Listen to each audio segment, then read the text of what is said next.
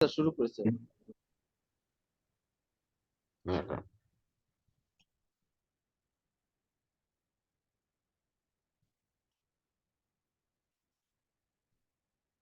আচ্ছা, সবাই দেখতে পাচ্ছেন? জি স্যার, দেখতে পাচ্ছি স্যার। জি আচ্ছা, স্যার, দেখতে পাচ্ছি। তো সবার কি অবস্থা? মিট কেমন হলো সবাই? আলহামদুলিল্লাহ স্যার, ভালো হয়েছে জি স্যার। স্যার, আলহামদুলিল্লাহ ভালো হয়েছে। ভালো আছে? আলহামদুলিল্লাহ স্যার। যাক, ভালো হলে তো ভালোই। কারণ আমরা আজকে থেকে ফাইনালের সিলেবাসটা শুরু করব। ফাইনালের বেশ কিছু চ্যাপ্টার্স আছে। সো ফার্স্ট যে চ্যাপ্টার আপনাদের আজকে হচ্ছে যে মানে চ্যাপ্টার 5 আর কি। হ্যাঁ, ইন্টারন্যাশনাল ট্রেড থিওরি। সো আজকে আমরা যেটা নিয়ে করব, আমরা we will talk about the international trade theories, because there are some international আপনাদের কিছু মানে আমাদের কিছু থিওরিজ বুঝতে হবে যে when we want to do the international trade বা ইন্টারন্যাশনাল বিজনেস। তো আমরা যখন ইন্টারন্যাশনাল বিজনেস করতে যাব তখন আমাদেরকে we have to understand all this theories. ঠিক আছে? তো চলেন লেটস সি, দেখে নেওয়া যাক হোয়াট আর দোজ থিওরিজ। হ্যাঁ, আচ্ছা। তো এখানে সবাই মোটামুটি ট্রেড আমরা তো বুঝি, তাই না? মানে বাণিজ্য বা ব্যবসা, একটা দেশের সাথে আরেকটা দেশের বাণিজ্য করাটাকে সেটা হচ্ছে যে সাধারণত ট্রেড বলা হয়, তাই না? সেটা আমরা বুঝি যে একটা বিজনেস বা একটা ট্রেড বলা হয় যে ওয়েন উই ডু বিজনেস, একটা দেশের সাথে আরেকটা দেশের সাথে যখন আমরা বাণিজ্য করি সেটাকে আমরা সাধারণত ট্রেড বলে থাকি। বাট ফ্রি ট্রেড জিনিসটা কি? What you understand by free trade? Free trade যেটাকে আমরা বলি যে মুক্ত বাণিজ্য বলা হয়ে থাকে সাধারণত। হ্যাঁ, যে মুক্ত বাণিজ্য যেটা যে এখানে যেটা বলছে a situation where a government does not attempt to influence through quotas or duties what its citizens can buy from another country or what they can produce and sell to another country। যেখানে হচ্ছে যে totally মুক্ত বাণিজ্য, এখানে কোনো হস্তক্ষেপ হয় না, বা এখানে আপনাদের দে ডু নট ইন্টারভিন আর কি। They do not intervene or interrupt. So based on the market demand and supply, so ওটার উপরে বেস করে আপনার একটা ফ্রি ট্রেড হয়। সাধারণত এখানে কোনো গভর্নমেন্টের ইন্টারভেনশন থাকে না, বা গভর্নমেন্ট এখানে কোনো ইনফ্লুয়েন্স করে থাকে না। যে ধরনের যে রেস্ট্রিকশনস গুলো থাকে আপনার, ধরেন যে অনেক সময় দেখা যায় যে ট্যাক্স থাকে, কোটাস থাকে, বা ওই যে গভর্নমেন্টের যে ট্যাক্স মানে এক্সাইজ ডিউটিস থাকে। হ্যাঁ, গভর্নমেন্ট ডিউটিস দেওয়ার কারণে তো প্রোডাক্টের দাম বেড়ে যায়, তাই না? যেমন আপনাদের গাড়ির কথা চিন্তা করেন, বাংলাদেশে যে গাড়ি ইম্পোর্ট হয়, হ্যাঁ, আপনার ইম্পোর্টের ক্ষেত্রে কিন্তু আমাদের নিউ কারের ক্ষেত্রে অনেক একটা ট্যাক্স দিতে হয়, বা আপনার রিকন্ডিশন গাড়ির ক্ষেত্রেও ট্যাক্স দিতে হয়।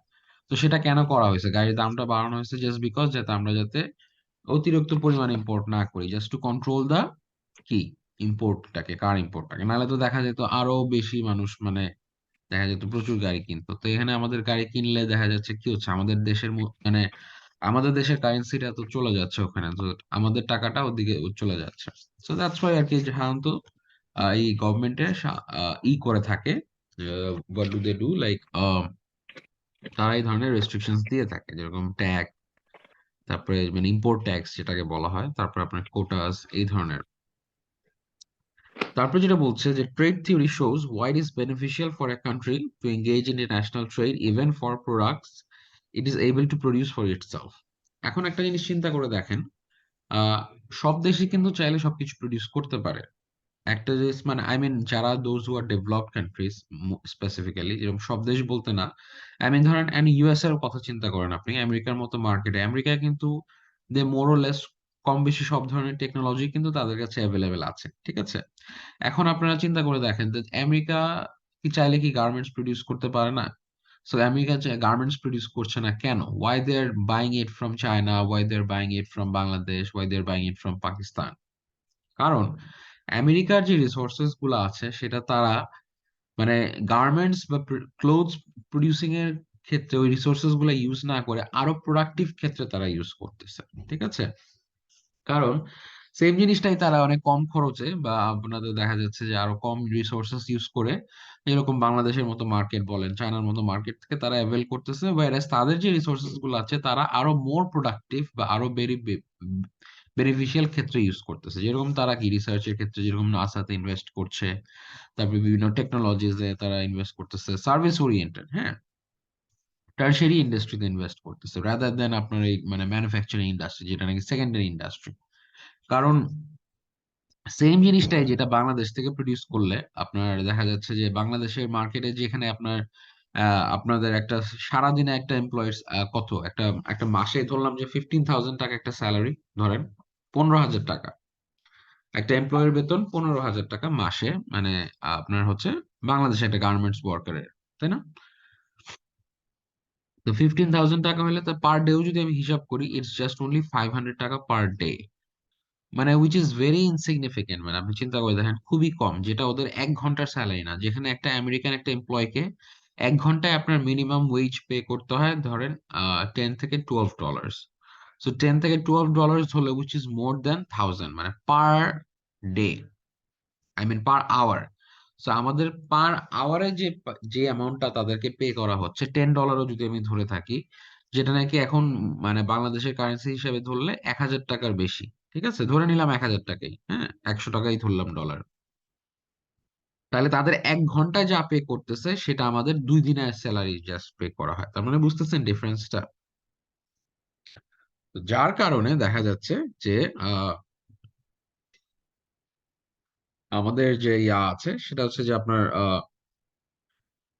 বাংলাদেশের মতো কান্ট্রির কাছে তারা এই জন্য প্রডিউস করছে, ঠিক আছে, যে জাস্ট জাস্ট বিকজ তাদের মানে to save that cost and utilise their resources in more productive ways, হ্যাঁ, তারা they are they taking the advantage of this low cost labour due to this, and তারা নিজেরা অন্য আরো মোর প্রোডাক্টিভ বা আরো মোর বেনিফিশিয়াল এর ক্ষেত্রে তারা ওইসব জায়গায় ইনভেস্ট করছে। যেরকম তারা টারশিয়ারি সেক্টরে, তারা যেরকম মাইক্রোসফট বলেন, অ্যাপল বলেন, টেসলা বলেন, এই ধরনের যে টারশারি বিজনেস গুলো আছে, এইখানে তাদের হিউম্যান রিসোর্সকে তারা এমপ্লয় করছে, বা তাদের যে সিটিজেন্সরা আছে তাদের এই ধরনের ওয়ার্কে, বিকজ এখান থেকে ইনকাম জেনারেটটা অনেক বেশি হাই হচ্ছে according to cost, based on the cost and the cost and income, that's the difference. বুঝতে পারছেন? সো আমরা এই মূলত ট্রেড থিওরি থেকে এই জিনিসটাই শিখবো যে actually why is it beneficial for a country to engage in international trade for product it is able to produce for itself। যেরকম সাধারণত ইউএস এর ছেলে, আমেরিকার ছেলে কিন্তু তারা অবশ্যই they can definitely produce, I mean they can definitely produce the garments industry। তো ওরা ওটা প্রডিউস করতে পারা সত্ত্বেও কেন তারা অন্য জায়গা থেকে ইম্পোর্ট করছে, তাই না? This is one of the reasons. So international যে ট্রেড থিওরিজ আছে এখান থেকে আমরা will be getting, I mean more clarifications for those। So দেখেন, international trade allows a country to specialize in the manufacture and export of products that it can produce efficiently, import products that can be produced more efficiently in other countries। খুব সহজ ভাষায়, আপনি যেটাতে খুব পারদর্শী বা আপনি যেটা খুবই ইফিশিয়েন্টলি প্রডিউস করতে পারেন, হ্যাঁ, যেটা খুবই স্বল্প খরচে বা স্বল্প সময়ে এবং utilising the less amount resources, সবচেয়ে কম খরচে এবং সবচেয়ে কম রিসোর্সেস জিনিস দিয়ে আপনি সেটা খুবই দক্ষতার সাথে উৎপাদন করতে পারেন, সেটাতেই সাধারণত আপনি স্পেশালাইজড হবেন, তাই না? এখন যেরকম আপনি চিন্তা করে দেখেন জাপানের মার্কেট, জাপান এত ইলেকট্রনিক্স প্রডিউসের ক্ষেত্রে, মানে ইলেকট্রনিক আইটেমস এর ক্ষেত্রে কিন্তু Japan was one of the good, মানে ওদের রেপুটেশন অনেক ভালো। অ্যাজ ওয়েল অ্যাজ আপনি যদি ধরেন যে এরকম চায়নাও কিন্তু এখন হয়তো তাদের কোয়ালিটি, আমি খুব বেশি বলবো না, মানে I mean quality is there. আমরা দেখা যাচ্ছে খুব, চায়না কিন্তু খুবই এফিশিয়েন্ট, খুবই কম খরচে আপনি যে কোনো কিছু চাইলে তারা কিন্তু আপনাকে বানাই দিতে পারবে। তো দেখেন মোস্ট অফ দ্য জিনিস কিন্তু চায়না থেকে ইম্পোর্টেড হয় ইলেকট্রনিক্স আইটেম এখন আস্তে আস্তে, যেটা নাকি একসময় জাপানের মার্কেট ছিল। Japan was one of the largest manufacturers of electronic goods and items. Even the আপনি আহ ইভেন আপনি চিন্তা করেন যে কার আইটেমস এর কথা আমরা যেটা বললাম, হ্যাঁ, এরকম টয়টা, অনেকগুলো কোম্পানিজ আছে জাপানিজ, যে টয়টা আছে, মিৎসুবিশি আছে, নিশান আছে, হুম। সো এই যে কোম্পানিজ গুলা, তো এগুলা কিন্তু জাপান কিন্তু has the reputation for producing its cars. তো তো জাপানের কার কিন্তু অনেক রিলায়েবল অ্যাজ ওয়েল, টয়োটার কথা বলেন, থ্রু আউট দ্য ওয়ার্ল্ড, হ্যাঁ, reliable cars at the budget friendly as well, মানে আই মিন কম খরচে তারা রিলায়েবল কার্স প্রডিউস করে থাকে। So that's why they are specialising on that, as well as China হচ্ছে ইলেকট্রনিক্স আইটেম। আপনি যদি আবার ব্রাজিলের কথা চিন্তা করেন, Brazil is specialising on coffee, as ব্রাজিলের coffee is one of the very good items. তো কফি কিন্তু সব দেশে সব জায়গায় এনভায়রনমেন্ট হয় না, বিকজ কফির একটা আলাদা দেয়ার ইজ আপনার সেখানে ওরকম একটা লাগে যে কফি ওখানে প্রডিউস করার ক্ষেত্রে। তো দ্যাটস ওয়াই কিন্তু এই ধরনের যে যার যার যে জিনিসগুলো প্রোডাকশনের ক্ষেত্রে তারা কিন্তু ওই জিনিসগুলো করে থাকে। হ্যাঁ, আবার যারা যেরকম আবার যেমন আমেরিকা কি করছে, আমেরিকা দেখা যাচ্ছে যে তারা টেকনোলজি আইটেমস এ মোর দেয়ার ইনভেস্টিং, ঠিক আছে, তারা like more on the tertiary sector. আবার বাংলাদেশ কি করছে, বাংলাদেশ যেরকম গার্মেন্টস এফিশিয়েন্ট, তো তারা গার্মেন্টস এ প্রডিউস করছে, দেখা যাচ্ছে বাংলাদেশ আস্তে আস্তে প্রডিউস করতে করতে বাংলাদেশ গার্মেন্টস এ পারদর্শী হয়ে গেছে, সেটা শিপ বিল্ডিং এ হচ্ছে। তারপর আপনার ফার্মাসিউটিক্যালস, তো এই জিনিসগুলোর উপর আস্তে আস্তে আমরা স্পেশালাইজ করছি, because they are more efficient to produce all those. কারণ স্বাভাবিক, বাংলাদেশ যেহেতু গার্মেন্টস এ বেটার, তো তারা গার্মেন্টস প্রডিউস করবে, শিপ বিল্ডিং এ বেটার, শিপ বিল্ডিং প্রডিউস করবে, ফার্মাসিউটিক্যালস এ বেটার, এটা প্রডিউস করবে, এটা ইম্পোর্ট করবে। এন্ড বাকি যেরকম যেটা এক্সচেঞ্জে তারা ট্রেড করবে কি, দেন বাংলাদেশে যেরকম এখনো ওভাবে গাড়ির মার্কেট তৈরি হয়নি, তারা ইম্পোর্ট করে থাকে বা জাপান থেকে গাড়ি, তাই না? তারপরে অ্যাজ ওয়েল এজ অন্য অন্য ইলেকট্রনিক্স আইটেমস তারা আমরা চায়না থেকে ইম্পোর্ট করে থাকি। সো এই জিনিসগুলো আর কি আমরা এক্সচেঞ্জে ট্রেড করবো আর কি। So that's how it works, মানে কেন, মানে why should go for the trade বা ফ্রি ট্রেড। বুঝতে পেরেছি?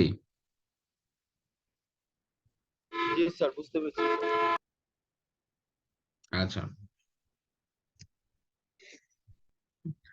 তাহলে এখানে আরেকটা জিনিস বলছে হচ্ছে যে আপনাদের why do certain pattern of trade exists, ঠিক আছে, তো এটা যদি একটু লক্ষ্য করেন তাহলে বুঝতে পারবেন যে some patterns of trade are fairly easy to explain. It is obviously why Saudi Arabia exports oil, Ghana exports cocoa, and Brazil exports coffee. তাহলে স্বাভাবিক। and সৌদি আরবে কি চিন্তা করেন, দেখেন সৌদি আরবেতে কিন্তু there is ample resources of oil, তাই না? তারা কিন্তু মানে তেলের উপরে, যেটাকে বলে তারা তেলের উপরে ভাসতেছে। তো তারা কি করে, তেলটা কিন্তু তারা কি তাদের দেশে যেহেতু available, that's a natural resource for them, তাই না? আল্লাহ প্রদত্ত সম্পদ তারা অলরেডি পেয়েছেন। সো ন্যাচারাল রিসোর্স তাদেরকে দিয়ে দেওয়া হয়েছে, তো ওই তেল দিয়ে সৌদি আরবে কি করে, তারা কিন্তু তাদের ইউজ করার পরেও তারা দেখা যায় তাদের এক্সেস ক্যাপাসিটি থাকে, তো ওই এক্সেস ক্যাপাসিটিটা তারা সাধারণত দেখা যায় যে ইম্পোর্ট করে থাকে। তো ইম্পোর্ট করলে, because they have ample resources, natural resources for the oil, so তারা সৌদি আরবে কিন্তু অয়েল এক্সপোর্ট করে থাকে, ঘানা এক্সপোর্ট করে থাকে কোকোয়া। হ্যাঁ, মানে কোকোয়া পাউডার, যেটা চকলেট মেক করার জন্য, কারণ Ghana is good at that. And Brazil সাধারণত কফি এক্সপোর্ট করে থাকে। But why does Switzerland export chemicals, pharmaceuticals, watches and jewellery? আর আমরা তো কম বেশি সবাই শুনেছি যে সুইজারল্যান্ডের কেমিক্যালস, ওয়াচেস এন্ড জুয়েলারি খুবই নাম করা, watches and jewellery, because they are very efficient in producing that. তারা যেহেতু খুবই পারদর্শী, সেই জিনিসটা যে যেটাতে পারদর্শী সে সেই জিনিসটাই প্রডিউস করতেছে, যাদের কাছে যে রিসোর্সটা অনেক বেশি। কারণ সৌদি আরবে যত কম খরচে একটা তেলের লিটার দিতে পারবে, অন্য দেশ কিন্তু পারবে না, বিকজ যাদের কাছে নাই তারা কোথা থেকে দিবে, তাই না? সৌদি আরবের কাছে অনেক আছে, সো তারা ইউজ করার পরে মানে এক্সট্রা পোর্শনটা তারা দেখা যাচ্ছে এক্সপোর্ট করে দিচ্ছে। তারপরে why does Japan export automobiles, consumer electronics and machine tools? তো জাপান কেন আপনার অটোমোবাইলস, যেটা গাড়ি বলা হয়, consumer electronics and machine tools কেন এক্সপোর্ট করে থাকে? Because they are very good at producing all those. তাদের জাপানিজ যে কোয়ালিটি, জাপানিজ মেশিনারিজ এর কোয়ালিটি কিন্তু মানে খুবই নাম করা এবং very reliable and good quality, ঠিক আছে? তো যার যার কারণে, যার মানে যেই কান্ট্রি যেই জিনিসটাতে এক্সপার্ট, বা যেই জিনিসটা তারা they are very good at producing, সেই জিনিসটা কিন্তু তারা কি করে থাকে, এক্সপোর্ট করে থাকে, ঠিক আছে? আচ্ছা, জি what sir. Role does government have in trade? তো চিন্তা করে দেখেন, মানে গভর্নমেন্টের রোলটা কি?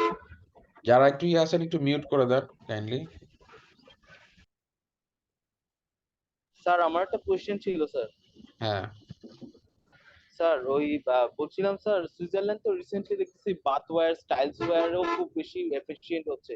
তার মানে তারা কি আস্তে আস্তে নিউ ব্যাপারগুলোতেও ইয়ে করতে পারে, ইনভলভ করতে পারে ট্রেড টিভিতে? হ্যাঁ, ডেফিনেটলি, ওয়াই নট, মানে আপনি নতুন নতুন জিনিসগুলোতেও তো মানে করতে পারেন। সো মানে সুইজারল্যান্ডের ক্ষেত্রে ওই জিনিসগুলোতেও তাদের বিকামিং ভেরি এফিশিয়েন্ট, তাই না? যেরকম বাংলাদেশেও তো আমরা একসময় কিন্তু শিপ বিল্ডিং এও তো একটা ভালো ছিলাম না, তাই না? আমরা জাস্ট খালি শিপ ব্রেকিং করতাম, মানে শিপটাকে ভাঙতাম, বাট এখন কিন্তু আস্তে আস্তে আমরা কিন্তু মানে ইন্টারন্যাশনাল মানের শিপ বানানো শুরু করতেছি, ঠিক আছে? তো এরকম কিন্তু কেউ কেউ কিন্তু ওই জিনিসটার উপরে পারদর্শী হয়ে উঠতে পারে, হয় না, যে আমরা নতুন নতুন ভাবে একটা জিনিসটাকে, একটা ইন্ডাস্ট্রিতে বা একটা ট্রেডটাকে আমরা মানে get expertise on that. So এটার উপরে বেস করে we start producing মানে those products and export. বুঝতে পেরেছেন? জি sir, thank you so much. জি স্যার, বুঝতে পেরেছি স্যার। হ্যাঁ। স্যার, সো হতে পারে নতুন ভাবে নতুন, নতুন জিনিসে দেখা গেল আপনি একটা কোনো কিছুর উপরে মানে উৎপাদনশীল এখন যেরকম নতুন টেকনোলজি আবিষ্কার করলেন বা নতুন কোনো রিসোর্সেস পেলেন যেটা দিয়ে আপনি অনেক কম খরচে ইফেক্টিভলি একটা জিনিস প্রোডিউস করলেন। তো সেই জিনিসগুলো হ্যাঁ, নতুন ভাবে হতেই পারে। মানে ইটস ভেরি অবভিয়াস। ঠিক আছে? আচ্ছা। সো গভর্নমেন্টের রোলস গুলা কি হবে দেখেন, আমরা যেটা বলে থাকি,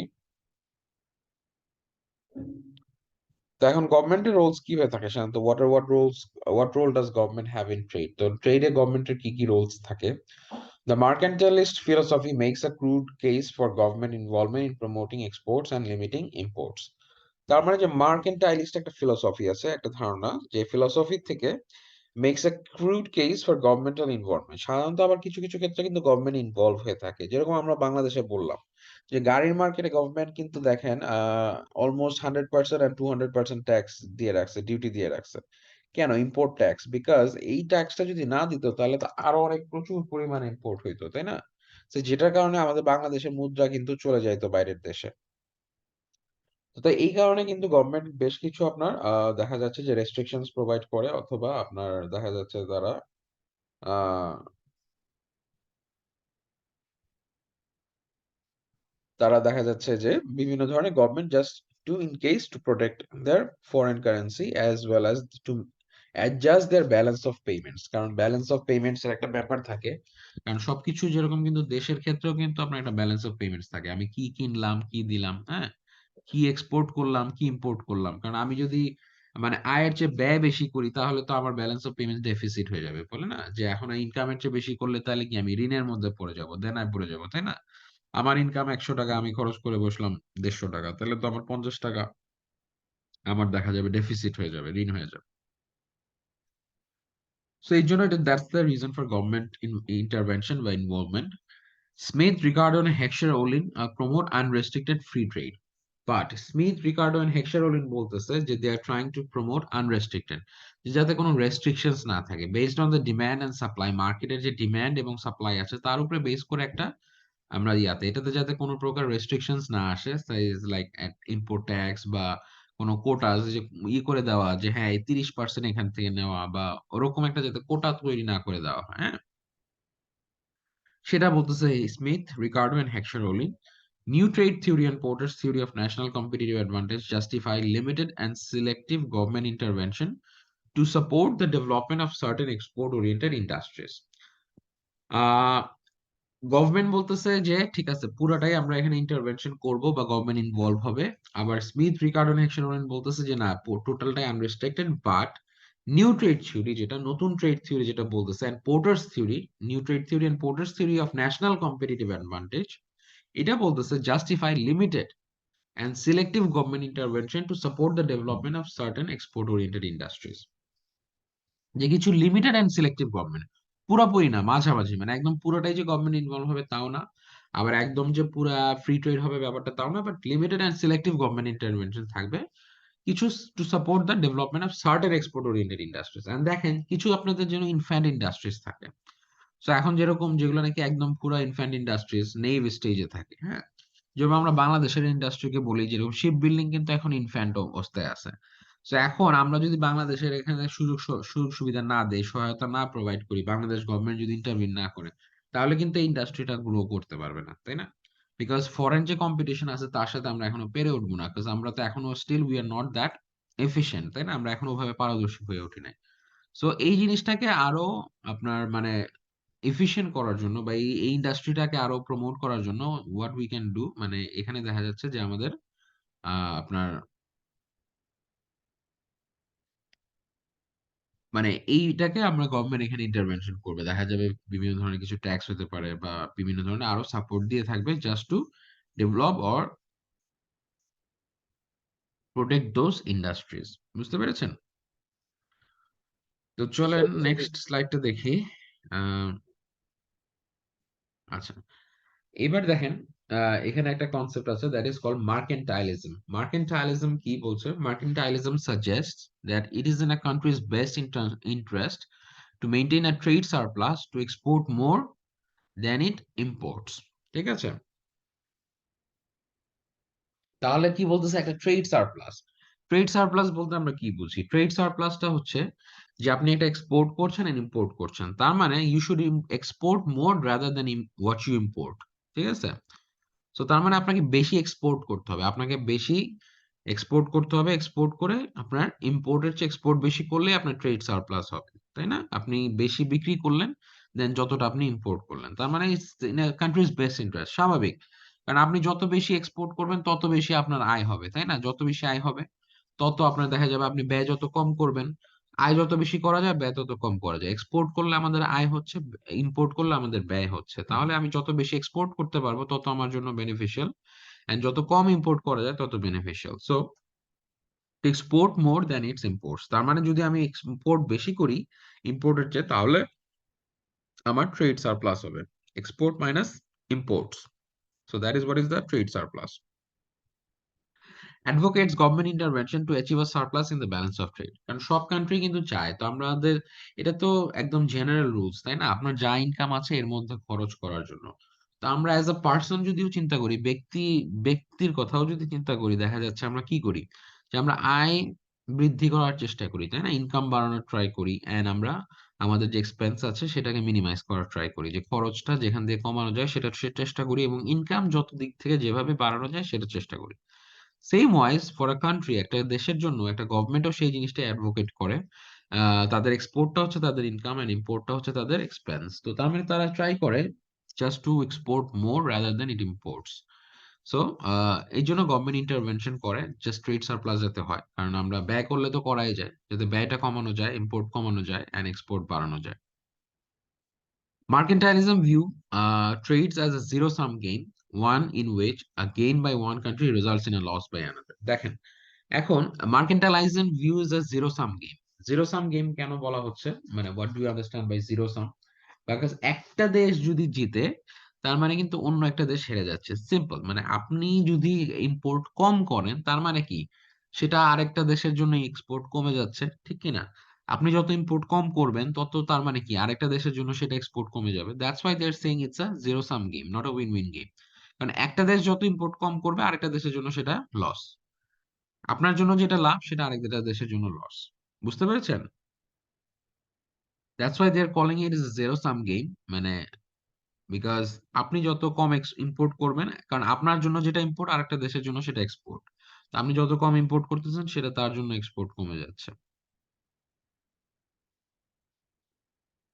তো আহ, এবার আসেন, তো আমরা বুঝতে পেরেছি মার্কেন্টাইলিজমটা কি, বুঝতে পেরেছি আমরা যে জি স্যার, বুঝতে পেরেছি। আমাদেরকে ট্রেড সারপ্লাস করতে হবে, ঠিক আছে?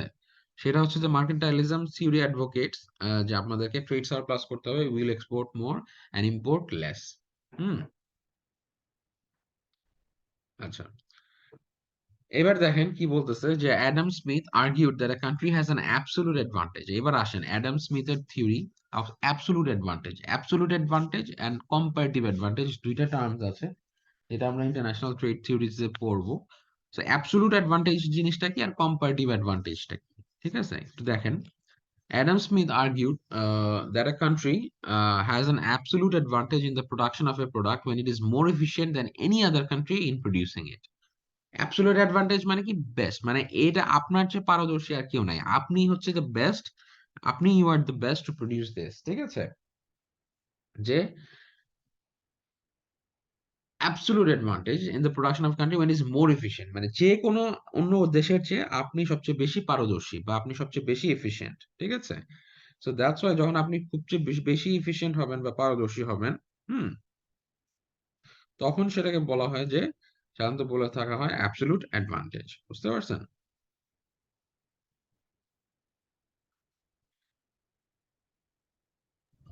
স্যার আরেকবার একটু এক্সপ্লেইন করবেন স্যার একটু? হ্যাঁ, করছি। The countries should specialize in the production of goods for which they have an absolute advantage and then trade these goods for these goods produced by other countries. Absolute advantageটা হচ্ছে আপনি সবচেয়ে পারদর্শী, যেটা মানে অন্য অন্য যে কোনো কান্ট্রির চাইতে আপনি বেস্ট, ঠিক আছে? যেরকম ব্রাজিল, যেরকম this very one of the very best to produce coffee, যার কারণে ব্রাজিল কিন্তু স্পেশালাইজিং অন দিস, ঠিক আছে? তারপরে আপনি আবার চিন্তা করে দেখেন, কিছু ক্ষেত্রে যেরকম মানে যেরকম গোল্ড মাইন্স এর কথা আপনি চিন্তা করেন, হ্যাঁ, যেরকম সৌদি আরব কি করবে, সৌদি আরবের জন্য one of the best to produce the oil. কারণ সৌদি আরব থেকে আপনি যত কম খরচে যে বা যত স্বল্প খরচে আপনি তেলটা এক্সট্রাক্ট করতে পারবেন, সাধারণত অন্য কান্ট্রিজ গুলোর থেকে আপনি এত ইজিলি পারবেন না, তাই না? তো এই জিনিসগুলা, তারপরে দেখা যাচ্ছে যে যে মানে মোরলের সবচেয়ে বড় ইম্পর্টেন্ট থিং ইজ হচ্ছে অ্যাবসলিউট অ্যাডভান্টেজ, যেটা হচ্ছে আপনি খুবই পারদর্শী সেটা, যে কোনো অন্য কান্ট্রিজ এর চেয়ে আপনি কম খরচে কম সময়ে লেস রিসোর্সেস ইউজ করে, হ্যাঁ, ইউজ করে আপনি সেই জিনিসটাকে প্রডিউস করতে পারেন। ঠিক আছে? জি স্যার, থ্যাংক ইউ স্যার। তো তারপরে যেটা বলছে এবার দেখেন how does the theory of absolute advantage work. তো অ্যাবসলিউট অ্যাডভান্টেজের থিওরিটা কিভাবে কাজ করে সেই জিনিসটা আমরা একটু দেখবো। তো অ্যাবসলিউট অ্যাডভান্টেজের থিওরিটা সাধারণত করে থাকে, assume that two countries, Ghana and South Korea, both have 200 units of resources that could either be used to produce rice or cocoa. তো ধরে নেন ঘানা আছে এবং সাউথ কোরিয়া আছে, দুইটা দেশ, ঠিক আছে? দুইজনের কাছে 200টা ইউনিট করে রিসোর্সেস আছে, 200 ইউনিট করে রিসোর্সেস আছে that could either be use to produce rice or cocoa. So এই 200 ইউনিট রিসোর্সেস দিয়ে তারা রাইস অথবা কোকোয়া প্রডিউস করতে পারে। ঠিক আছে? দেখেন, ঘানার জন্য it takes 10 units of resources to produce 1 ton of cocoa. 1 ton cocoa produce করতে ঘানার লাগে হচ্ছে 10 ইউনিট রিসোর্সেস। আর আর to produce 1 ton of rice produce করতে লাগে 20 টন, 20 ইউনিটস। তার মানে ঘানার জন্য তারা যদি 1 টন কোকোয়া প্রডিউস করতে যায় সেক্ষেত্রে তাদের লাগে 10 ইউনিটস। 10 ইউনিটস দিয়ে ঘানা 1 টন কোকোয়া প্রডিউস করতে পারে, আর 20 ইউনিটস অফ রিসোর্সেস দিয়ে 1 টন রাইস প্রডিউস করতে পারে। ঠিক আছে? তাহলে তাদের কাছে যদি 200টা ইউনিট থাকে, 200 ইউনিট রিসোর্সেস থাকে, তাহলে তারা কি করবে? পুরোটা দিয়ে যদি 200 ইউনিট দিয়ে যদি কোকোয়া প্রডিউস করে, তাহলে 20 টনস অফ কোকোয়া প্রডিউস করতে পারবে, স্বাভাবিক 10 টন, 10 ইউনিট করে। তার মানে 10 ইউনিট করে যদি 1 টন কোকোয়া হয়, তাহলে 200 ইউনিট দিয়ে তারা 20 টন কোকোয়া প্রডিউস করতে পারবে। অথবা তারা 10 টন অফ রাইস প্রডিউস করতে পারবে, কোনো কোকোয়া না, হ্যাঁ। তার মানে 200 ইউনিট দিয়ে যদি তারা ফুললি কোকোয়া প্রডিউস করে, তাহলে কত? 20 টন কোকোয়া প্রডিউস করবে, কোনো রাইস হবে না। অথবা তারা যদি পুরোটাই রাইস প্রডিউস করে, কোনো কোকোয়া প্রডিউস না করে, তাহলে তারা 10 টনস অফ রাইস প্রডিউস করতে পারবে। ঠিক আছে? Or some combination of rice and cocoa between the two extremes. তার মানে পুরোটাই হয়তো তারা কোকোয়া প্রডিউস করলে 20 টন কোকোয়া প্রডিউস করবে, কোনো রাইস হবে না। অথবা পুরোটাই যদি তারা রাইস প্রডিউস করে, তাহলে তারা 10 টনস অফ রাইস প্রডিউস করতে পারবে, কোনো কোকোয়া হবে না। ঠিক আছে? সাউথ কোরিয়ার ক্ষেত্রে দেখেন, in South Korea it takes 40 units of resources to produce 1 ton of cocoa. যেখানে ঘানার 10 ইউনিটস লাগতো, সেখানে সাউথ কোরিয়ার লাগতেছে 40টা ইউনিট 1 টন কোকোয়া প্রডিউস করতে। And 10 units of resources to produce 1 ton of rice. Rice produce করতে লাগতেছে 10 ইউনিটস। তাহলে দেখেন, সাউথ কোরিয়া যদি পুরাটাই ইনভেস্ট করে তাদের 200 ইউনিট, তাহলে তারা only 5 ton of cocoa produce করতে পারবে, কোনো রাইস হবে না। জাস্ট শুধু পুরাটা রিসোর্সে যদি কোকোয়া প্রডিউস করে, যেহেতু 40 ইউনিট লাগে সাউথ কোরিয়ার, সেক্ষেত্রে তারা 5 টন প্রডিউস করতে পারবে। আর পুরাটাই যদি তারা ইনভেস্ট করে রাইসের উপরে, তাহলে তারা 20 টনস অফ রাইস ইউজ করতে প্রডিউস করতে পারবে, কোনো কোকোয়া না। বুঝতে পারছেন? আর সাম কম্বিনেশন। তাহলে দেখেন নেক্সট স্লাইডটা। তাহলে 200টা, প্রত্যেকটা দেশের কাছে 200টা আছে। ঘানার কাছে 200, সাউথ কোরিয়ার কাছে 200। তো পুরোটা দিয়ে তারা রাইসও প্রডিউস করতে পারে, কোকোয়া প্রডিউস করতে পারে। তো ঘানা যদি পুরোটা কোকোয়া প্রডিউস করে, তাহলে 10 ইউনিট করে যেহেতু লাগে, তারা 20 টনস অফ কোকোয়া, কোনো রাইস নাই। অথবা 10 টনস অফ রাইস, কোনো কোকোয়া নাই। আর সাউথ কোরিয়া প্রডিউস করতে পারে কি? 5 ton of cocoa, no rice, or 20 tons of rice, no cocoa. ঠিক আছে? আচ্ছা। সো এখন দেখেন, এখানে যেটা বলতেছে, without trade, Ghana would produce 10 tons of cocoa and 5 tons of rice. তার মানে তারা যদি কোনো ট্রেড না করে, অর্ধেক অর্ধেক মানে 50-50, ধরেন তাদের কাছে মানে 200 ইউনিটস আছে, তো 200 ইউনিটস এর মধ্যে অর্ধেক কোকো প্রডিউস করবে, অর্ধেক রাইস প্রডিউস করবে, তাই না? তাহলে কারণ তাদের তো কফিও লাগবে, আবার চালও খাইতে হবে, খালি কফি প্রডিউস করলে তো হবে না, তাই না? তাহলে অর্ধেক যদি করে, তাহলে কি হবে? 10 টনস অফ কোকোয়া প্রডিউস করলো সাউথ কোরিয়া, 200টা ইউনিট, অর্ধেক 100টা ইউনিট দিয়ে তারা অর্ধেক 200 ইউনিটস এর মধ্যে অর্ধেক যদি কোকোয়াতে ইনভেস্ট করে আর অর্ধেক রাইসে ইনভেস্ট করে, তাহলে 10 টনস অফ কোকোয়া হয় আর 5 টনস অফ কি হয়? রাইস হয়। আচ্ছা। আর সাউথ কোরিয়া যদি তাদের 200টা ইউনিট অর্ধেক অর্ধেক ইনভেস্ট করে, তাহলে তারা যদি কি করে 200 অর্ধেক ইউজ করে, তাহলে 10 টনস অফ রাইস হয় এন্ড 2.5 টনস অফ কোকোয়া হয়। কারণ ওই যে 40 ইউনিট লাগে 1 টন অফ কোকোয়া, তাহলে 100 ইউনিট যদি তারা ইনভেস্ট করে, তাহলে 40 মানে 100টা ইউনিট দিয়ে তারা 2.5 টনস অফ কোকোয়া প্রডিউস করতে পারবে। যদি যার যার মতো, কেউ কোনো ট্রেড না করে, যে যার মতো মানে প্রডিউস করে এন্ড কনজিউম করে। দেখেন, উইথ স্পেশালাইজেশন এন্ড ট্রেড, এখন আমরা যদি স্পেশালাইজ করি, যে যেটাতে পারদর্শী সে সেটা প্রডিউস করবে। ঘানা কিসে পারদর্শী? ঘানা পারদর্শী হচ্ছে কি কোকোয়া প্রডিউস করতে, কারণ তাদের অনলি 10 ইউনিটস লাগে। ওয়ারে সেম জিনিস প্রডিউস করতেই সাউথ কোরিয়ার লাগে 40টা ইউনিট, তার মানে অনেক বেশি রিসোর্সেস লাগতেছে না? ঠিক কিনা? জি স্যার, লাগতেছে স্যার। কারণ যেটা ঘানা 10 ইউনিটস দিয়ে প্রডিউস করতে পারে 1 টন অফ কোকোয়া, সেটা সাউথ কোরিয়ার 40টা ইউনিট অফ রিসোর্সেস লাগে। তাহলে অনেক বেশি, 30টা বেশি লাগতেছে। আবার ওয়ারেস যেই জিনিসটা 1 টন অফ রাইস প্রডিউস করতে আপনার সাউথ কোরিয়ার লাগে, যেখানে হচ্ছে 10 টন, মানে 10 ইউনিট অফ রিসোর্সেস, সেখানে সেম অ্যামাউন্ট অফ রাইস, এক ইউনিট রাইস প্রডিউস করতে, 1 টন রাইস প্রডিউস করতে ঘানার লাগতেছে 20 ইউনিট, অলমোস্ট ডাবল লাগতেছে, তাই না? তাহলে দেখেন, তারা যদি স্পেশালাইজেশন করে, আর ঘানা স্পেশালাইজেশন মানে কি, আমি যেটাতে পারদর্শী আমি সেটাই প্রডিউস করব। তার মানে ঘানা পারদর্শী হচ্ছে কোকোয়াতে, তাহলে ঘানা তাদের সব রিসোর্সেস ইউজ করবে কি প্রডিউস করতে? কোকোয়াতে। তাহলে ঘানা যদি পুরো রিসোর্সেস কোকোয়া প্রডিউস করে, তাহলে তারা কি করবে? 20 টনস অফ কোকোয়া প্রডিউস করবে, 20 টন। আর South Korea would produce 20 tons of rice. তার মানে বুঝতেছেন? তাহলে ওভারঅল প্রোডাকশন হচ্ছে কি 20-20। তার মানে পুরো ঘানা যদি তাদের সব রিসোর্সেস 200 ইউনিটস অফ রিসোর্সেস দিয়ে কোকোয়া প্রডিউস করে, 20 টনস প্রডিউস হচ্ছিল, হয়। ঠিক আছে? আর সাউথ কোরিয়া যদি তাদের সব স্পেশালাইজেশন করে তাদের পুরোটাই রাইস প্রডিউস করে, তাহলে 20 টনস। তাহলে ওভারঅল প্রোডাকশন কত হচ্ছে দেখছেন? 40 tons, 20 tons of cocoa and 20 tons of rice. ঠিক কিনা? আর আগে কত হয়েছিল দেখেন, চিন্তা করে দেখেন, 10 tons of cocoa and 2 tons of, মানে মাত্র 12.5 টনস অফ কোকোয়া হয়েছিল। আর রাইস হয়েছিল 15 টনস, তাই না?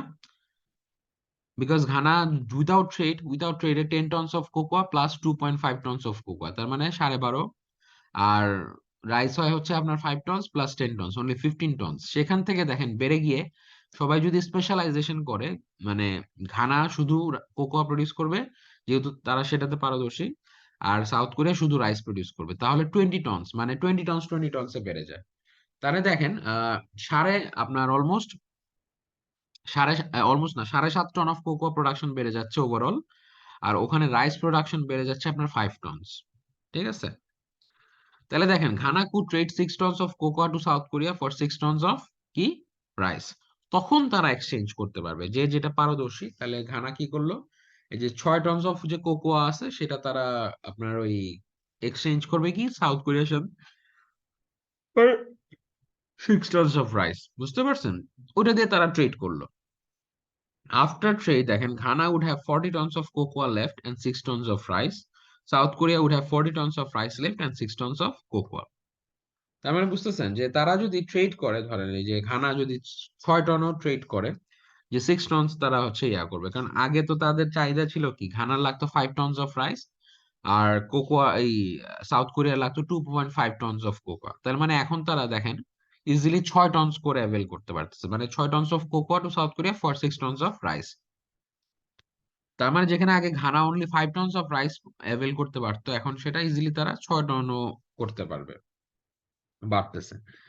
এন্ড সাউথ কোরিয়া আপনার 6 টনস অফ কোকোয়া। তার মানে ট্রেডের পরে ঘানার কাছে রয়ে গেল কত? 40 tons of cocoa left, and South Korea would have 40 tons of rice left and 6 tons of cocoa. তো আগে যেখানে মাত্র 10 টনস অফ, আপনার দেখেন ঘানার কাছে আগে মাত্র ছিল কি 10 tons of cocoa and 5 tons of rice, সেখানে এখন বেড়ে দাঁড়াইলো কত দেখেন, ট্রেড করার পরেও তারা কি 14 টনস অফ কোকোয়া পাইতেছে, 6 টনস অফ রাইট। তাহলে আমি বেড়ে গেল না সেম রিসোর্সেস দিয়ে? 200টা রিসোর্সেস দিয়ে এখন আমরা বেশি প্রডিউস, মানে বেশি কনজিউম করতে পারছি না? ঠিক কি না? জি স্যার, করতে পারতেছি স্যার। 14 টনস অফ কোকোয়া আর 6 টনস অফ রাইস, আগে মাত্র ছিল 10 tons of cocoa and 5 tons of rice. এখন কিন্তু দেখেন 4 টন, আর এদিকে 1 টন বেড়ে গেল। তার মানে মোর আমরা বেশি কনজিউম করছি, 14 tons of cocoa for Ghana and 6 tons of rice. আর সাউথ কোরিয়ার জন্য 14 টনস অফ রাইস, আগে যেখানে মাত্র 10 টনস অফ রাইস ছিল, এখন আমরা 16 tonnes of 14 tons of cocoa and 6 tons of, sorry 14 tons of rice and 6 tons of cocoa produce করতে পারতেছি। যেখানে আগে মাত্র 10 টনস আর 2.5 টনস ছিল, তার মানে 4 টন বেড়ে গেল আপনার রাইস, আর অলমোস্ট 3.5 টন বেড়ে গেল, 3.5 টন বেড়ে গেল কোকোয়া। তার মানে এই জিনিসটা এখান থেকে এটাই বোঝা যাচ্ছে, এই জাস্ট বেসিক এক্সাম্পলটা থেকে আমরা এটাই বুঝতে পারছি